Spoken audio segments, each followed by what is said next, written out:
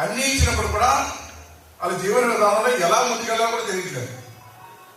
అలాంటి గైడెన్స్ ఇస్తే ముందుకెళ్ళి కుటుంబాలు ఉన్నాయి.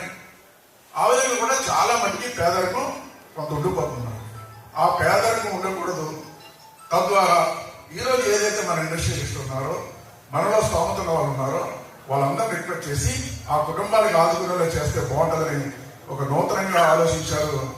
అది ప్రభుత్వం ఎంత చేసినప్పుడు కూడా ఇంకా పేదరికం రైన్స్ క్లబ్ ద్వారా, రోటరీ క్లబ్ ద్వారా ఈ రోజున చాలా సేవలు చేస్తున్నారు.